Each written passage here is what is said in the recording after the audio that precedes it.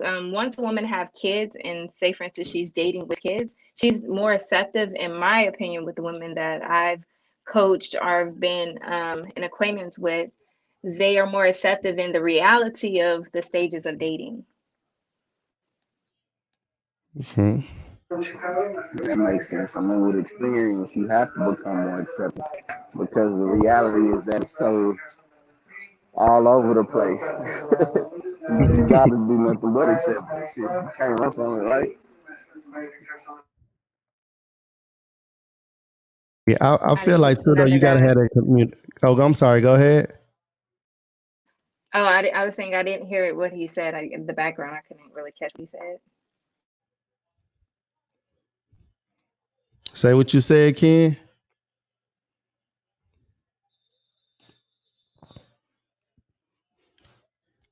Well, I don't know if we lost Ken or not, but I feel like too, like I feel like you say you single, but I feel like you gotta communicate that too. Do you feel that way?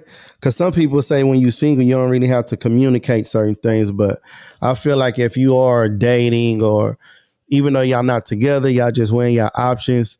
I feel like it's fair to still communicate with the person you're dating so they know what's going on to where if they feel like, they want to go weigh their options as well, they can do that. It's important to communicate it. It's extremely important because it also, especially if you're dating with purpose, that like that's the first thing. Like, how are you Mhm. dating, right? There's different ways to date, but if you're dating with purpose, it's important to show one that the communication skills can start way before the relationship, right? Because this is like Mhm. the audition stage for both parties. And Yeah. it's also important, especially if you start being intimate or start having sex with each other, right? Like, all right, you out here single, but we fucking like we in a relationship. Yeah. So therefore, we need to like have some type of conversation about what exactly are we doing here. Also, is once you start having sex, the mind starts thinking that you're in a relationship, because, Mhm. and that's for either or, because if you're talking to someone and you're telling that person, yeah, I just went on a date with so and so, they probably won't care as much. But the moment y'all start being intimate, their eyebrows are raised to their hairline, like, so you went on a date and we fucking, like, it just, and I don't care how single you are, the mental, and the soul ties that actually open up once you start being intimate is like, so what's happening here? Yeah, yeah. I think sex it changed the whole aspect of the whole relationship every time. Because some way we talked about that on one of our episodes too. Like with sex, it's a different connection. So I think that opened up lanes for a lot of other things to where people get in their feelings and they start to feel a certain type of way, and that actually segue into another part of the conversation. When you're dating, a lot of people try to act like you can't have sex with who you're dating because y'all dating. How do you? So when you're dating, can you have sex with the people you're dating? Me personally, I don't feel like is anything wrong with it. If that's something you choose to do, that's what you choose to do. If you choose not to, because you're really dating with a purpose to see where it go, but you may find that one person you want to get intimate with, and I feel like it's okay. I know a lot of women they try to stray away from that and not have a lot of sex with a lot of people per se, and because they feel like men look down upon that. But I feel like in this day and age, in reality, a lot of people like sex, men, women, whoever. So I feel like if you're dating and you definitely choose to have sex with that person, that's on you. That's your decision. How do you feel about that? I feel like again, it all starts with the communication at the beginning. Like when I'm dating someone, the first thing is it's like a verbal Tinder profile. Like, so like what are you here for? I'm dating for purpose. What about like I got two kids, I'm in my 30s, and the only thing I'm missing right now is a partner. So I'm dating with that in mind. What about you? That conversation was had probably before or at the first date or whatever the case may be. So once that is understood, if sex happens, then it happens. I don't really feel like it should take away because, in all honesty, that is really taboo that a man will not marry the woman that he had sex with. Like, that's That's Yeah. taboo. No, I agree with that 100%. Like I feel, I mean, this day and age, I mean, especially like you say, we all in our 30s, so you're not gonna find too many people or meet too many people that's not intimate with somebody at some point. And so with that also being said, is sex a deal breaker if you're in the dating phase and Yes, you're someone that wants to have sex yes, and the yes. other I don't even have to finish that. Terrible sex is a deal breaker because I feel like terrible sex is a origin of a terrible foundation, or there's something that's broken outside of the sex that is creating terrible sex. Because I know damn well that I've had sex with people and I thought it was amazing when I was in love with everything they did for me and that I was doing for them. We could break up for whatever reason and we could go back to having sex, and then there's reality sex. Like, oh shit, was it always this bad? Like, but it was good because we were good. But the Mm. moment we, whatever the case may be, and we had sex again, it was like, was his dick always this small? Was the head always this trash? I started questioning myself, like, what was wrong? Like, because I thought this was the best thing next to sliced bread. So there's something going on for the sex not to be great. There's something. So you feel like it's like it has to be like y'all into it or something like that for the sex to be bad. That like that's a different perspective. I've never heard that one before. So if some kind of energy is off, it could have been um just something is off for the sex to be bad, whether it's lack of communication, like that person isn't loving you in your love language. Something is off for that. So like one time I had sex with this guy who I just thought was just as fine as can be, and we talked for years before we had sex, just flirted around. And one day I get that drunk ass text message, right? That go ahead and come through. Goddamn, let's go ahead and see what it do. When I tell you it was trash before it was in, and it was just the simple fact there was so much missing. There was lack of kissing, touching, or actual nurturing to make me feel like it was an actual thing. And because we missed that, I mean, the conversations were just really short. Hey, how you doing? What you at? This is this for years, you know. So there was a link missing that made the sex no better. Wow, that's amazing. Like I've never heard that perspective at all before. But let's just say y'all are not dealing with anything and y'all have that communication. Do you feel like you can teach them what you want? Like whatever you enjoy, can you teach that to your person sexually so they do make you happy? So I feel like during sex, there should be like some like light Q&As happening, like how does that feel? Or actually pay attention to his or her body. Like now, if you see something and they jerk in a way that they actually find pleasurable, do you continue with that?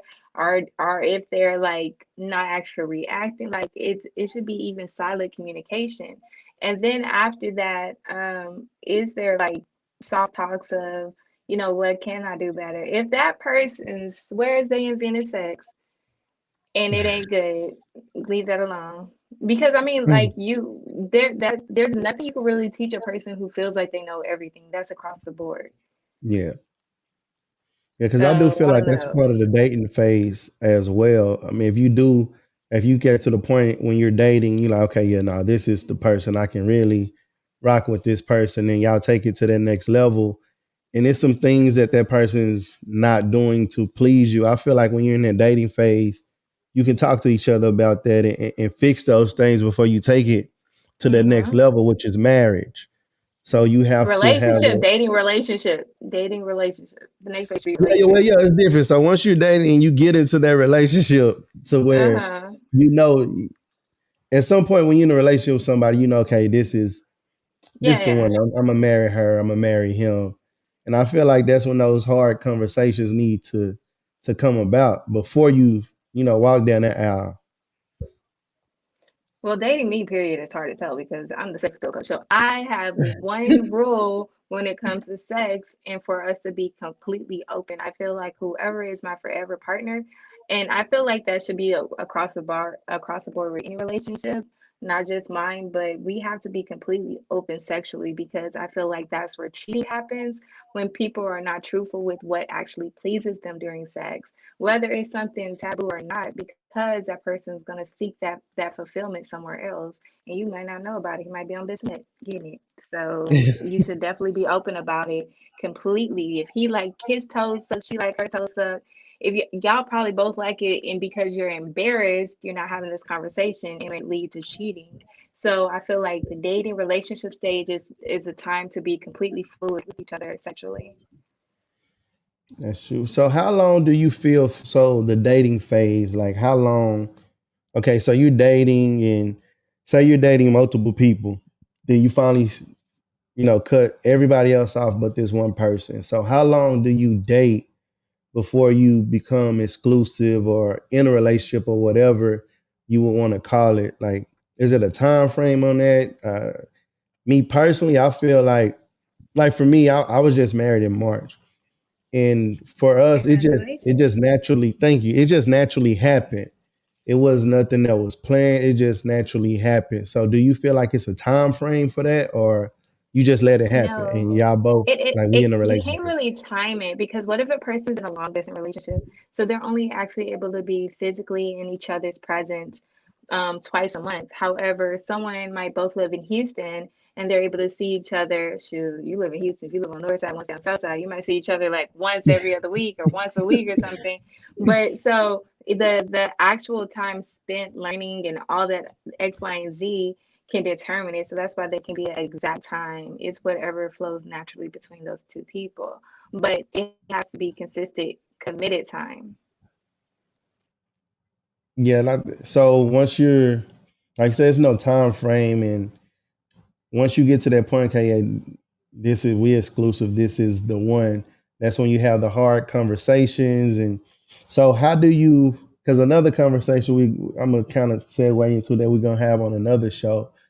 Um, so nowadays, women are in, well, not even nowadays, but just period. You have women that are in very powerful positions, and you have women that like to take control. This is what I want. This is what I need. How do you feel about that when it comes to the dating phase? Do you feel like that scare men away, or men just need to men up and like, hey, accept this, and long as you lead her in the right direction, she's gonna, be with you and follow, not in a negative way, but she won't have to be that alpha female all the time if you're doing what you're supposed to be doing. Well, I don't think there's a certain type of man to create for that because again, we have different type of alpha females. We got the ones that are alpha females like myself in the public eye in the work environment and come home and ready to be submissive. But then you have those who actually enjoy being an alpha female at home too. And they need a man who is okay with being submissive. Now, yeah, he's taking care of bills and X, Y, and Z, but that just what he is. He has beta type of personality and that just works for them. So I don't really feel like every man should man up and just start doing anything for any like if y'all don't naturally flow into each other's personality, he should be able to sense your personality from afar and he could feel like if he'll feel comfortable to exist in that world or not. hmm So, and another question I had, when you're dating, I think, matter of fact, we did kind of touch on this. It comes with the communication. When you're dating and you do let people know, okay, hey, we're dating, but I'm also weighing my options. I'm dating someone else. And that when you had this conversation, can you be upset if that person decides, well, no, I don't want to, because they don't look at dating the same way you look at it. They look at dating as, hey, it's just me and you. So are you upset when that person decides to go their own way? Like, nah, I can't do that. Or do you change your way of looking at dating and just focus on that person to see where it goes? I respect their decision and I let them walk away because in reality, I'm not going to change my core values and views on how do I feel like I should enter into forever. I don't I feel like if I move into that realm of dating and the reality is I'm not dating, I'm in a relationship and I'm not ready to Mm. jump into a relationship. So I'm not going to let you, and this literally just happened. I just literally broke it off my dating phase with the gentleman because he was trying to force the relationship part of it, like after the third date. So, well, after the first date in reality. So I can't change the fact that I want to date. Now, even if I'm not dating other people, at that time at all, I still don't want to be pressured that I am indebted to you. Like you are the person who I'm with. Well, I don't even know your middle name. I don't know nothing about you. I don't, Yeah. you might twitch a little bit. Like, I don't know. I don't know nothing about you. So I feel like allow you respect me to respect my process. And if not, then I Yeah. have to let you go find someone more fitting for you. Yeah, and that's tough too when people try to force a relationship on you. Like you can't really force that because then it won't be genuine and it probably won't last because you're forcing this person to be with you and they're not saying they don't want to be with you, but they just not necessarily ready for that right now. And you're What I not giving them that realized time. that is dating in 2021 legitimately, well, dating during the pandemic, is that people were rushing into relationships when, especially when they thought it was going to be another shutdown, and was like, I'm not about to sit in this apartment by myself, Yeah. and I'm too scared to go out there and find something. So look, we done already checked each other out. We realized we could do that and enjoy it. So we're gonna continue to do this. And at this point now we're in a relationship. Dating has went completely out. They didn't have little corona babies from dating, and they didn't even get a chance to even learn each other. They just Yeah. Netflix, chill, and fuck, and that was dating all of 2020 and entering into 2021. Now we outside again, and where do we go from there? Yeah, I definitely agree. I think COVID definitely put a hurt on dating because, like I said, a lot of people they were in the house for so long by themselves. They just tired of being alone, so they didn't really get to know this person. Or like you said, they probably went back to somebody that they really didn't want to be with. They knew this wasn't the person for them, but they were so lonely and so bored just because we were shut down. They just jumped right back into it, knowing this wasn't the person they supposed to be with. So I do feel like COVID put a big hurt on dating. So how do you feel about those just people who did go back or mess with certain people during COVID for dating? Do you feel like those relationships has a chance now that we back outside, or now that we back outside, they had to have those Um, conversations? Hey, I'm dating other people now, and we can still kick it and see what happened. But Hopefully something positive came from it. Hopefully they're like, yo, like I really respect this person. Like we went through it and everything works out. We learned communication skills. We learned this, we learned that. Hopefully something positive came out of it. If not, not a baby, but hopefully they learn something more about themselves moving forward. And they won't rush the process. I was the opposite. I actually exited my relationship as soon as COVID happened, and got my own place. And I used that time of the world being still to just kind of enjoy myself. So I'm mostly the opposite when it comes to these kind of things, but I definitely took that time to leave my relationship. and I think that's important too. I think people have to have themselves together as far as you can't make somebody else happy if you can't make yourself happy. And I feel like some people jump in relationships to find happiness, but I don't think that's the route to go. You got to make yourself happy before you can make somebody else happy. If not, I mean, you're always going to be miserable. You can have the perfect person standing right in front of you, but you're going to forever be miserable because you got into this to try to be happy. I think a lot of issues is people are not only looking for happiness, but people are entering relationships not knowing themselves. Like, how can I learn you when I don't know myself? And what happens is a person will, let's say it starts from childhood. Like, if they have a mom who is never likes to travel, like, or always be like, babe, we never had money to travel, so their parents never took them traveling, right? And then they might enter into a relationship with someone who never wanted to travel, right? So then they may enter a new relationship and it'd be like, well, do you like traveling? That person can't really answer yes or no because everything they know has been based off of their surroundings and people they've been in relationship with, starting with their childhood. So I feel like it's very important to take time to date yourself and figure out if you like something. During my divorce and leaving my last relationship, I was able to find out I love traveling. I'm somewhere, COVID or not, every month I was in another state. And it was something that I didn't even realize that I enjoyed because I was in relationships that didn't allow that to even be a topic of discussion. So being single, I realized I like doing that. I don't like seafood, but I've tried it because now I'm in a place where I could just try life and see what I do and do not like. Hmm. So, if you had to give advice to women when it comes to the dating phase, especially dating in 2021, because I do feel like it's totally different. What advice could you give a woman, that's in the dating phase, that's starting the dating phase, or that's looking to date to find a husband?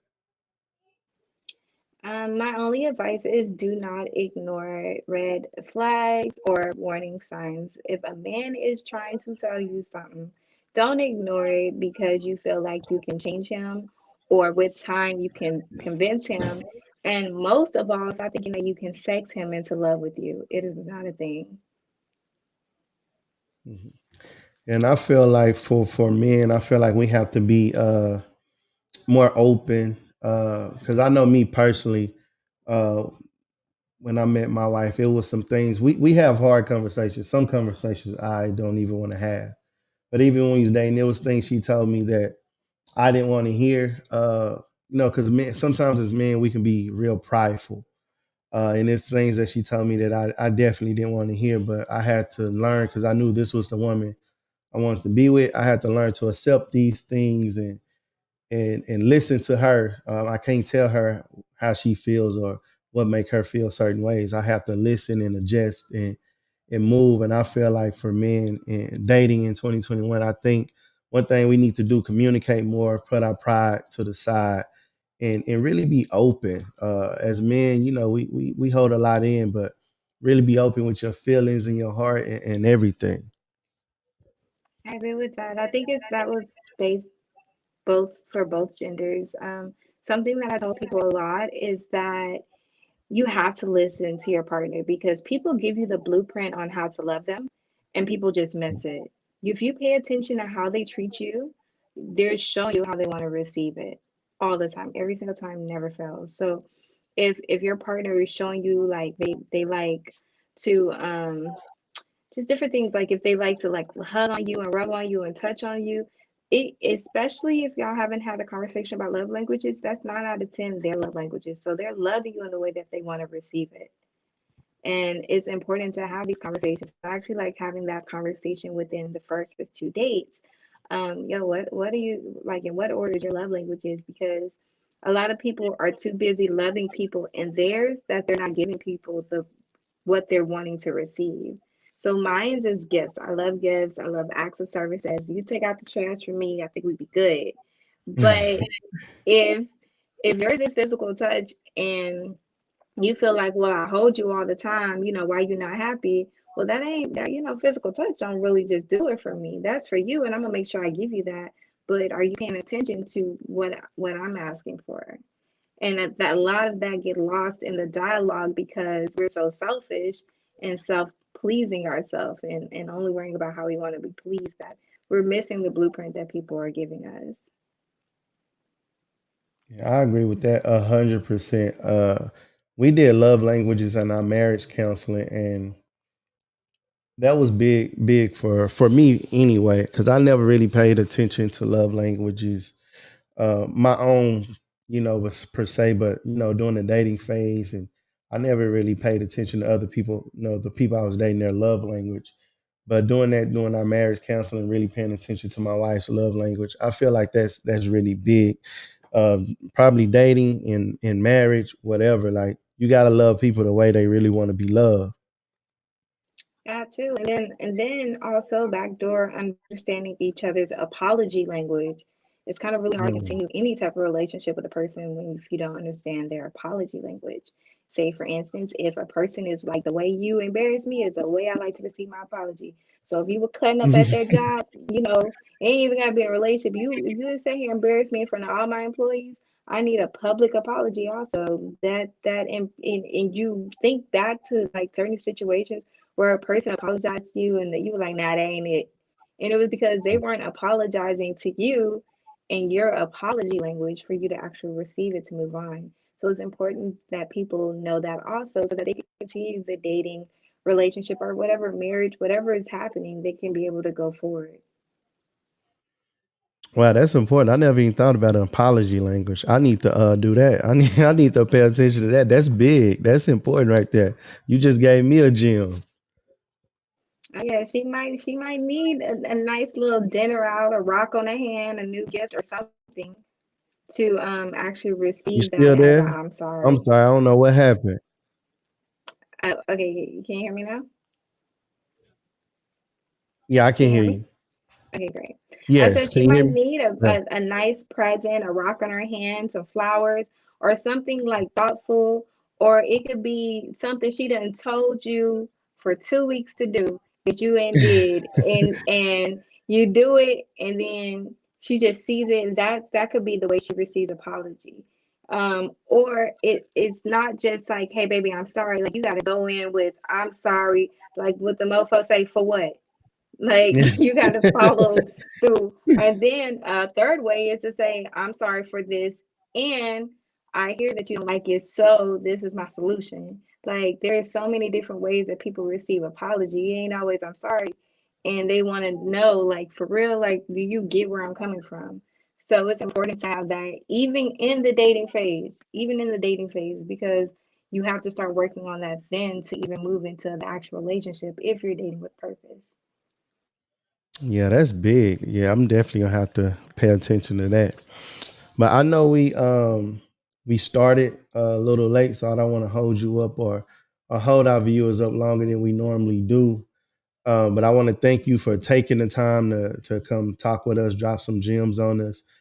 Can you let the people know, how to get in touch with you if they want to get in touch with you, or if you have anything coming up they need to pay attention to?